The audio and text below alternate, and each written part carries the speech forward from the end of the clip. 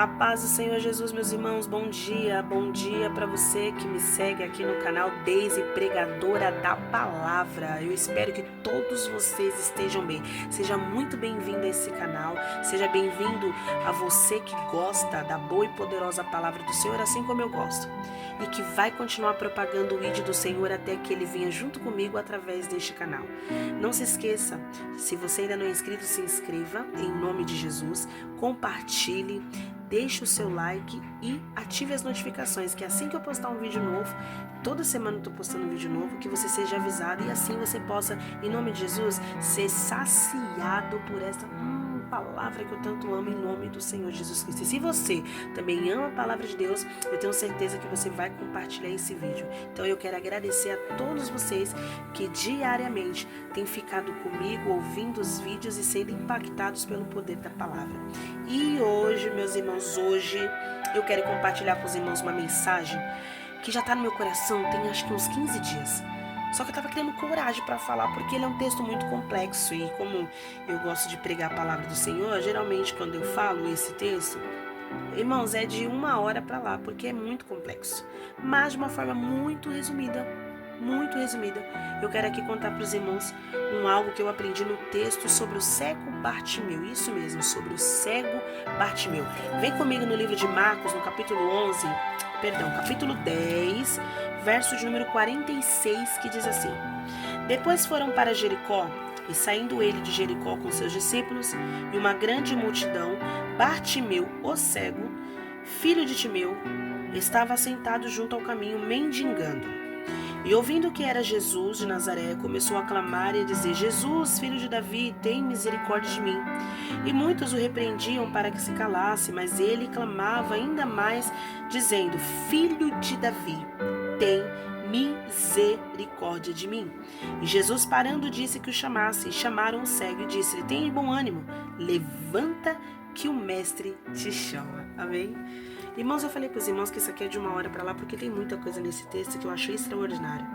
Desde o motivo dele estar sentado, desde o largar a capa, desde o significado da capa, desde as pessoas pedindo para que ele se calasse, o porquê que pediam para ele ficar quietos. Então tem todo um significado, tem todo um estudo muito profundo e que infelizmente eu não vou conseguir trazer aqui, mas de uma forma muito resumida, de uma forma assim, muito objetiva. Eu quero falar algo para os irmãos sobre esse texto. Vamos lá.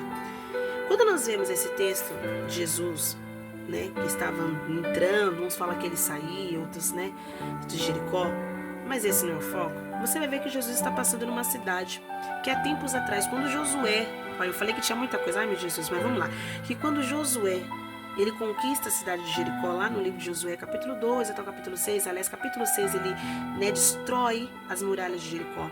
Nos versículos que se seguem, ele vai deixar claro que maldito seria todo que tentasse reedificar aquela cidade.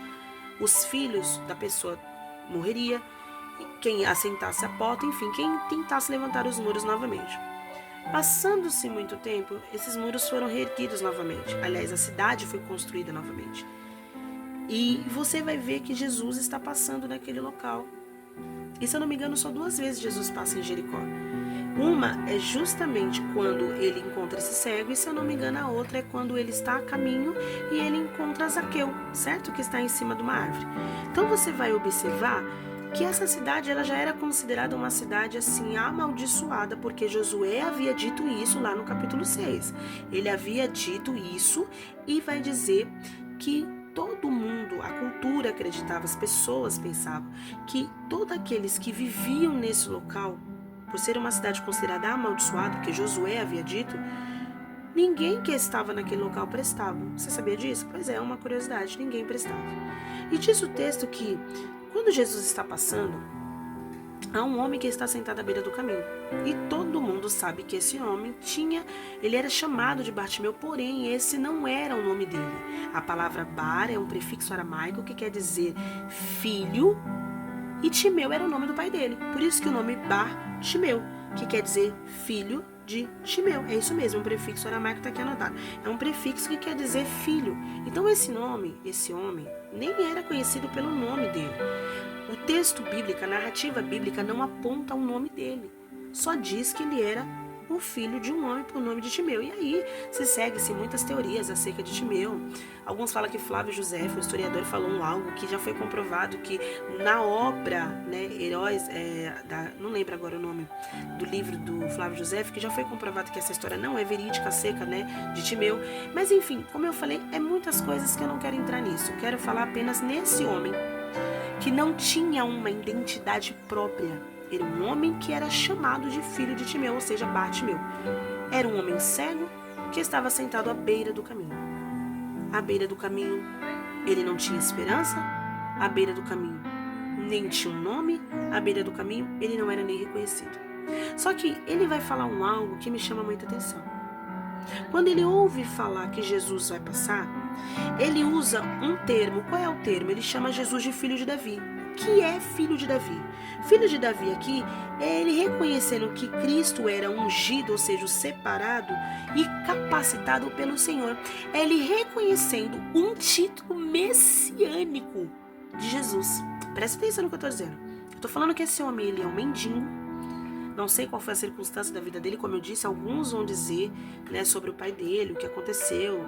Ele foi um homem lá de exército e que de repente mataram o pai e cegaram o filho, que no caso seria Timeu. Isso é a história que diz, irmãos, eu não sei, tá? Não vou entrar nisso, mas vamos lá.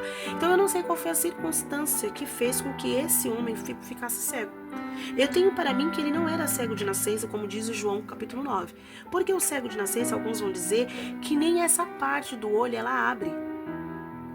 E pelas ilustrações que eu tenho visto, e ele disse que eu quero tornar a ver. Se ele fala que quero tornar a ver, é que então eu compreendo que ele um dia já enxergou, ok? Um dia ele enxergou.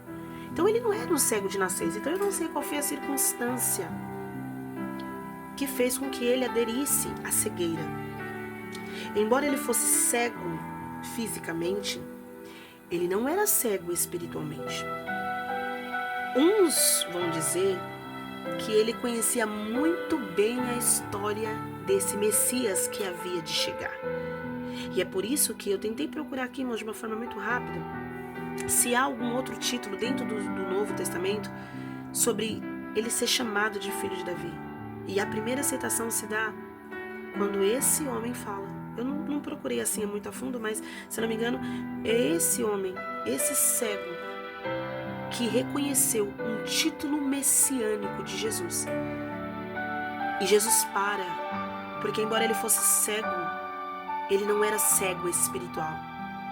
Na verdade, como diz o ditado, o pior cego é aquele que não quer ver. Os homens ao redor não vê, as pessoas o repreendem, mas ele continua. Por que ele continua?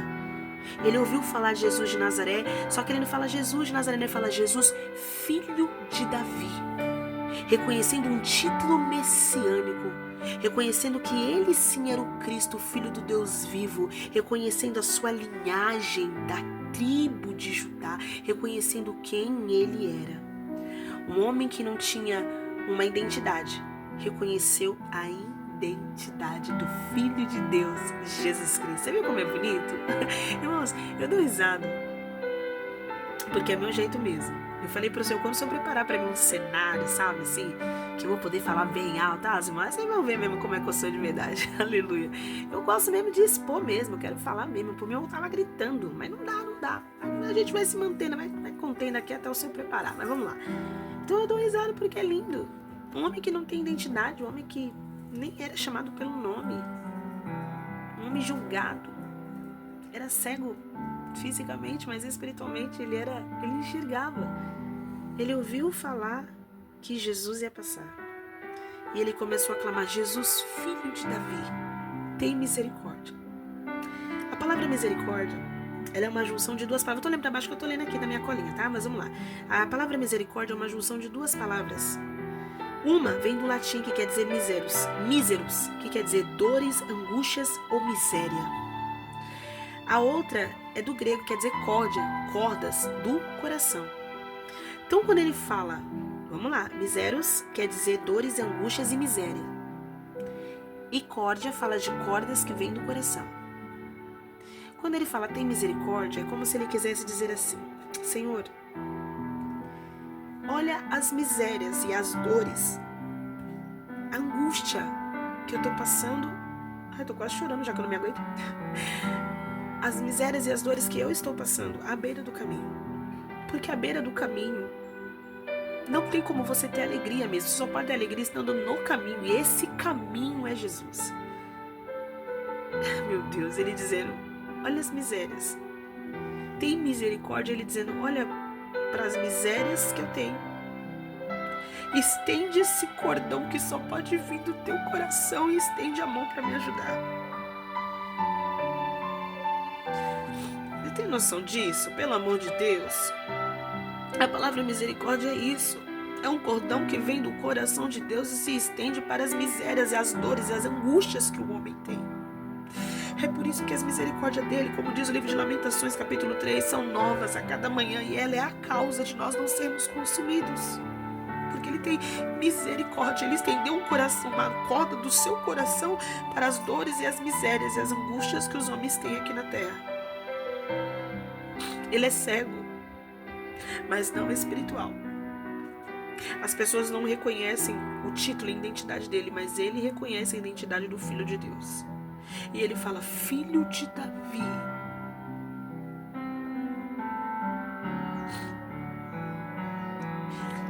Tem misericórdia, estende a sua mão. Estende essa corda que vem do seu coração e me ajuda nas minhas misérias. E ele fala, o que você quer? E aí isso me chama a atenção, porque ele poderia falar qualquer coisa. Às vezes eu fico até brincando, se o Senhor, às vezes Deus usa alguém para falar comigo, olha, o Senhor vai dar aquilo que você está pedindo, aí eu fico dentro de mim, meu Deus, é o que mesmo? Porque eu tenho tanta coisa, eu peço tanta coisa, que tem hora que a gente fica confuso, o que será que é? Mas, vamos lá, o que eu quero dizer é que você poderia falar tantas coisas, poderia pedir tantas coisas, e ele fala que eu veja, poderia pedir qualquer coisa, só que ele olha para a sua condição, ele olha para aquilo que ele precisa e ele fala, eu quero ver. Porque quando ele voltasse a ver, a sua identidade volta. Não ficava mais na sombra de ninguém. Não ia depender de mais ninguém, das esmolas de ninguém. Ia com certeza ser grato a Deus durante todo o dia da sua vida. Sabe por quê? Porque ele saiu da beira e veio para o caminho. Aleluia. Acho que era por isso que eu demorei para falar sobre isso aqui. Meu Deus, tem 15 dias, irmãos, que esse texto está no meu coração. 15 dias. Eu demorei para falar porque eu falei, meu Deus, mas é muito complexo, muito profundo. Tem muita coisa aqui. É de uma hora para lá, sabe? Mas de uma forma muito resumida é isso. Ele poderia pedir o que ele quiser, só que ele olha para a condição. Você pode pedir o que você quiser. E eu não tô falando que as outras coisas não são importantes, mas você tem que olhar para a tua real condição e ver o que de fato você precisa. Porque quando Jesus perguntar o que você quer que eu te faça, você precisa ter certeza daquilo que você vai pedir. Eu tô falando porque eu sou muito confusa em algumas coisas, sabe? Quando eu peço muita coisa. E quando Deus fala que vai dar, eu fico, meu Deus, o que será que é? Porque tem tanta coisa. Eu fico só esperando o que vier é bênção. Porque eu não me lembro. A gente pede tantas coisas, a gente fala tantas coisas, a gente tem tantas coisas para resolver, tantos assuntos que nós gostaríamos que ele resolvesse. Mas tem um que é específico, que é o que ele vai te perguntar. Aleluia. Porque está baseada na tua condição. Então você vai olhar para a tua condição. E quando ele perguntar o que você quer que eu te faça, você precisa ser certeiro na sua resposta. O que você quer? É Jesus perguntando, o que você quer? Ai, Jesus, eu quero nada supérfluo, hein? Pelo amor de Deus, nada supérfluo, nada que ele vai acrescentar se você buscar o reino e a justiça dele. Eu estou falando daquilo que você olha para a sua condição e fala, Deus, é disso aqui que eu preciso, o que você quer que eu te faça? E ele fala, o que eu veja. E a sua atitude foi largar a capa, quando Jesus o chamou. Isso aqui fica por uma pregação. Um homem que não tinha identidade. Reconheceu ele como um Messias, o Filho ungido de Deus. E ele, ainda que estava num local que era considerado amaldiçoado, o Senhor passou ali porque sabia que alguém não se contentava com aquilo que as pessoas impuseram. Não se contentava, sabe, tinha uma ousadia, falou, não, eu não vou ficar aqui, eu não quero ficar nisso, não é... Às vezes eu fico até com medo de falar essa frase, tem gente que fala assim, Senhor, eu não aceito, é muito complicado isso pra mim, tá, gente? Eu tô falando assim do meu entendimento, Daisy, eu sou muito difícil de falar essas coisas com o Senhor, Deus, eu não aceito. Por quê? Eu creio que a questão de aceitar envolve eu não concordar com aquilo pra minha vida. Ok, beleza. Mas eu ter que impor isso pra Jesus, eu fico meia, sabe, receosa em falar isso. Mas o que eu quero dizer aqui, nesse contexto, é que ele não aceitou aquilo pra vida dele, daquilo que as pessoas falaram sobre ele, aquilo que as pessoas, sabe, estavam montando sobre a vida dele. Repreendiam para que se calasse. Irmãos, tem uma parte tão profunda nisso aqui, meu Deus do céu. Ai, que fica para uma outra oportunidade. Por que que eles repreendiam? Aparentemente estavam ajudando? Vai ficar uma interrogação na sua cabeça para uma outra oportunidade. Por quê? Não, mas eu só estou ajudando. Tá mesmo? Não, eu estou poupando. Tá mesmo?